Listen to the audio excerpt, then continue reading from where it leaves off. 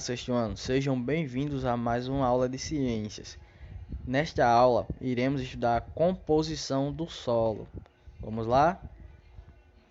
O solo é resultante da transformação da camada mais superficial da crosta terrestre. Na linguagem popular, é chamado de terra. Ele é composto por materiais orgânicos e materiais inorgânicos. Os materiais orgânicos do solo são organismos vivos como insetos, minhocas, bactérias, fungos, entre outros. Materiais em decomposição, como restos de plantas, folha, fruto, galho, e de animais, como as suas fezes. Junto, eles formam um material de coloração escura chamado de humus, que é um fertilizante importante para o desenvolvimento das plantas. Já os materiais inorgânicos do solo são a água e os minerais.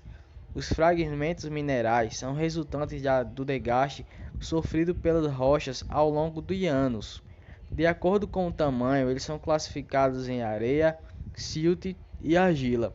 Como podemos ver nessa figura, a argila é o menor entre eles, tem 0,002 milímetros.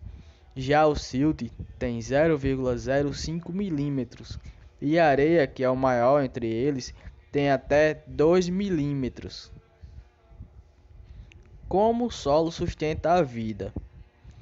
No solo são encontrados nutrientes formados principalmente por nitrogênio, fósforo e potássio.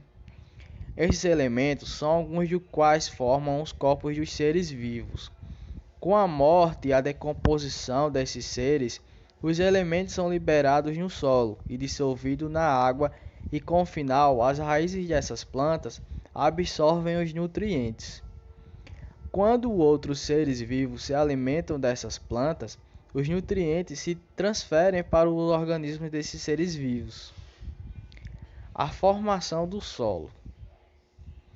A formação do solo ocorre de forma gradual, ocasionada pelo intemperismo. Lembram que a gente estudou na aula passada? Ao longo do tempo, desgasta as rochas. O clima, a variação da temperatura, a inclinação do terreno e a quantidade de chuva e os seres vivos são considerados agentes do intemperismo e atuam na formação do solo. O intemperismo transforma uma rocha dura, chamada de rocha-mãe, em um material menos resistente, que se desintegra facilmente em partículas. Como estudamos na aula passada, é assim que formam as rochas sedimentares, lembram? Esses fragmentos vão se sedimentando e formam um solo. Esses processos geralmente se estendem por centenas ou milhares de anos. O intemperismo pode ser classificado em físico, químico e biológico. Esses intemperismos geralmente acontecem ao mesmo tempo. Intemperismo físico, também chamado de fragmentação das rochas, ocorre quando agentes físicos quebram as rochas. Por exemplo, com o calor do sol, as rochas se dilatam. À noite, quando esfria, elas se contraem. Esse fenômeno, repetido durante longos períodos, faz com que a rocha se quebre em pequenos fragmentos, como vemos na foto. Outro exemplo é a fragmentação provocada pelo gelo, que ocorre em locais em que as temperaturas ficam muito baixas. Nesse caso, a água infiltra-se nas fraturas da rocha e, ao se transformar em gelo, aumenta de volume, forçando essas rochas duras. Com a repetição desse processo, as rochas se degradam. Intemperismo biológico.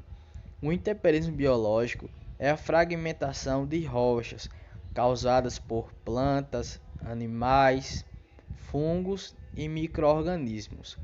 O intemperismo biológico muitas vezes causa interações nas rochas que permitem a ação de agentes físicos e químicos. A ação humana também causa grandes transformações nas rochas e no solo. Intemperismo químico. Também chamado de decomposição das rochas, acontece quando seus minerais sofrem interações químicas causadas por substâncias presentes, por exemplo, na água e no ar. Essas transformações podem alterar a composição das rochas e fragilizar sua estrutura, facilitando com sua fragmentação. O uso do solo. No Brasil, fatores como a grande extensão de território e a variedade de tipos de solo possibilitam o uso distinto do solo. Grande parte dos solos brasileiros é usada na agricultura, para o cultivo tanto de alimentos como de plantas, para a produção de combustíveis e de matérias-primas para a indústria.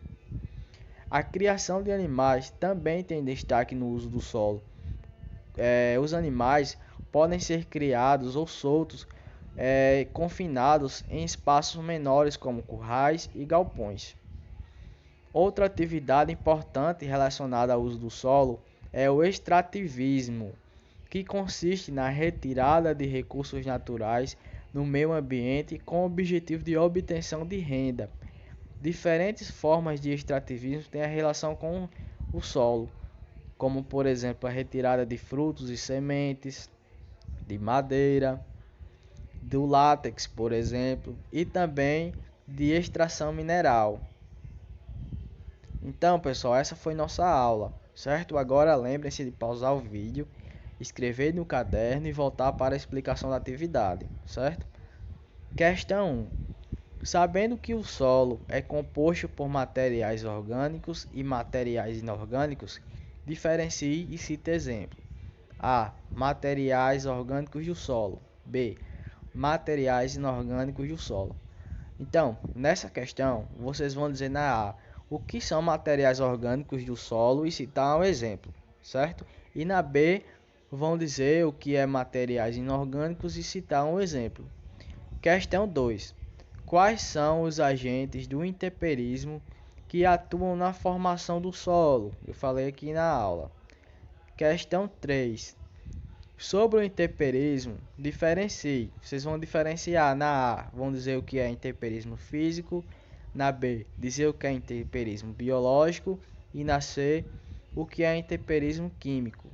Questão 4, que eu coloquei 5 aqui sem querer. Questão 4. O que é o extrativismo? Cite um exemplo. Vocês vão dizer o que é o extrativismo e citar um exemplo, como eu falei aqui, um slide antes desse. Certo? Até a próxima aula, pessoal. Qualquer coisa podem falar comigo.